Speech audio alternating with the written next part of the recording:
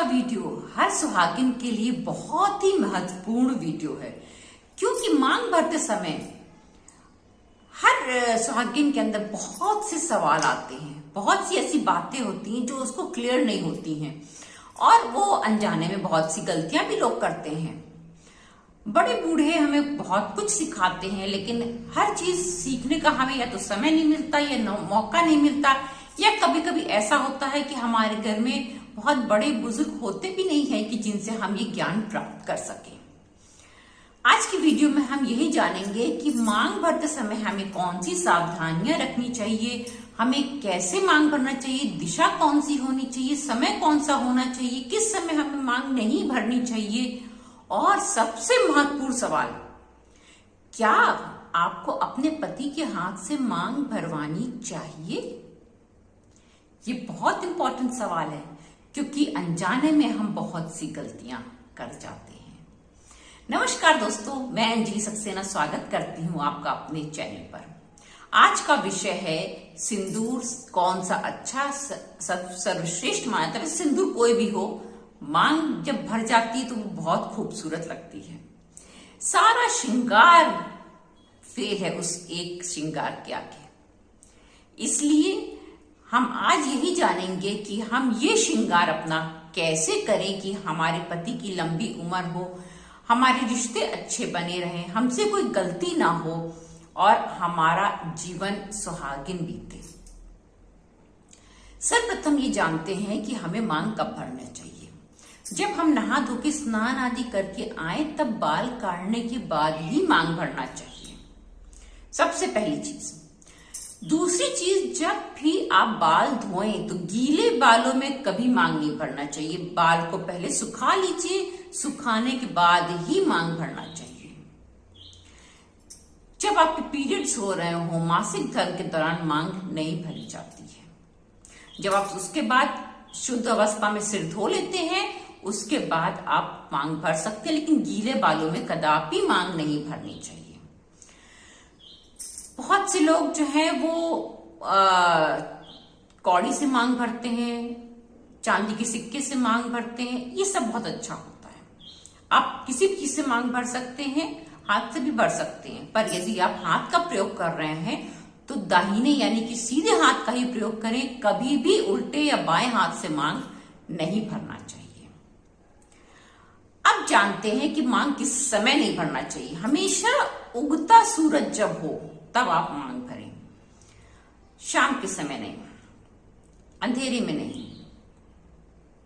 प्रयास ये करें नहा धोकर सुबह मांग भर ले, और मांग भरने के तुरंत बाद कभी भी आपको नहाना धोना या वो नहीं करना चाहिए। नहाने के बाद आप मांग भर लें तो प्रयास ये करें कि उसके बाद सिर पे पानी थोड़ी देर ना पड़े। अब कुछ और बातें भी हैं ध्यान देने लायक, कि आपको मांग कभी भी खड़े होके नहीं भरना चाहिए। हमेशा श्रृंगार बैठ के करें, आराम से करें। मांग तो खास तौर से कभी भी खड़े होके नहीं भरनी चाहिए। अगर आपके मांग भरते समय नाक पे सिंदूर गिर जाए या माथे पे सिंदूर गिर जाए तो बहुत शुभ माना जाता है, पर जमीन पे कभी नहीं गिरना चाहिए। इसका आपको ध्यान रखना चाहिए। बहुत सावधानी पूर्वक मांग भरें। मांग आप सीधी भरें। जितनी सीधी स्ट्रेट मांग होगी उतना आपके पति के जीवन का संघर्ष खत्म हो जाएगा और वो बढ़िया तरक्की करेंगे। टेढ़ी मेढ़ी मांग, कहीं मोटी कहीं पतली मांग, इस तरह की मांग में जितनी सुंदर सजी हुई सीधी मांग होती है उतनी अच्छी होती है। लेकिन मांग दूर तक पूरा भरें।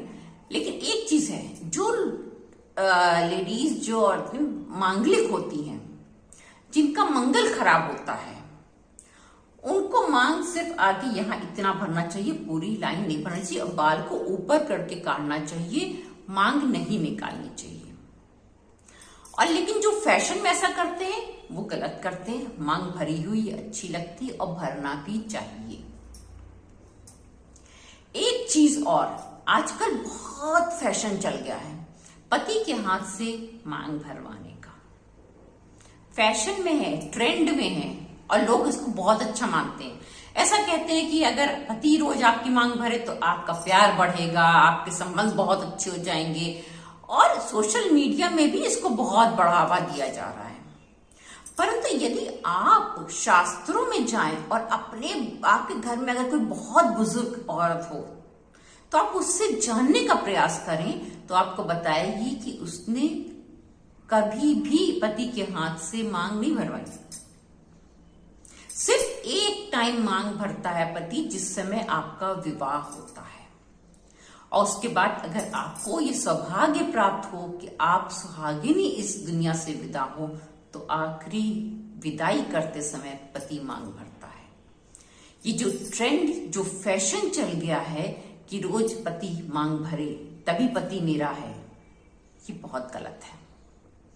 मतलब कोई मेरी बात का बुरा ना माने, कोई इसको ये ना सोचे कि इनको जो है बुरा लग रहा है कि ऐसा है, ऐसा कुछ भी नहीं है। कोई गलत बात नहीं बता रही हूं मैं, ये शास्त्रों में वर्णित है जो मैं बता रही हूं। और इसलिए प्रयास ये करें कि अपने शास्त्रों का ज्ञान प्राप्त करें, अपने सनातन का ज्ञान प्राप्त करें और उसके हिसाब से चलें। शास्त्रों में बहुत कुछ है, इतना ज्ञान है कि आप बटोरते बटोरते थक जाएंगे, फिर भी आप अज्ञानी ही रहेंगे। मैं तो हूं अज्ञानी हूं, मेरे पास अभी बहुत कुछ जानने के लिए बाकी है।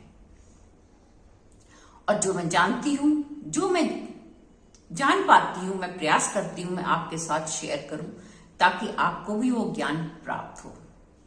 इसलिए फैशन पे ना जाएं, थोड़ा सा अपने संस्कारों पे, शास्त्रों पे भी जाएं। अगर जानकारी पसंद आई हो तो एक लाइक अवश्य कीजिएगा, मेरे चैनल को सब्सक्राइब कीजिएगा अगर आप नए आए हो।